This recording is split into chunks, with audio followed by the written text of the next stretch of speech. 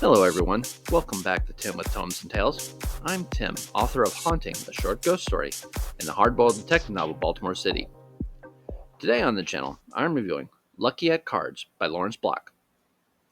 On the mend after getting run out of Chicago, professional card sharp Bill Maynard is hungry for some action, but not as hungry as Joyce Rogers, the tantalizing wife of Bill's latest mark. Together, they hatch an ingenious scheme to get her husband's money.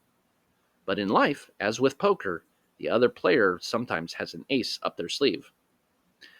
That was basically the blurb for the 1964 novel Lucky at Cards.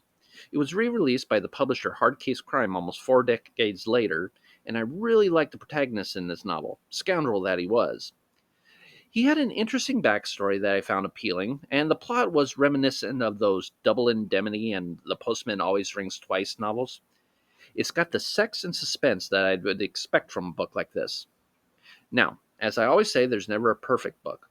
Lucky at Cards doesn't have very well developed characters outside the protagonist.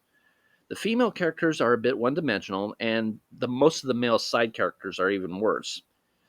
The mark took a turn in this novel that I didn't expect, and I still scratch my head wondering if that was a good choice or not. Now, this is a fun story, and it could be read in a day or two. It has what I would want in a hustler crime novel. However, I do wish the supporting cast had been a bit more developed, and I'm still a little on the fence about the way it ended. Would I read this book again?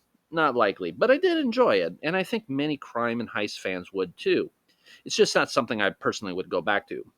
It's worth a read, but it is very disposable. Anyway, thank you for joining me on my review today. Please remember to hit like and subscribe if you want to help out the channel, or check out some of my own work. I'll leave links to them below. Stay safe, everyone, and happy reading.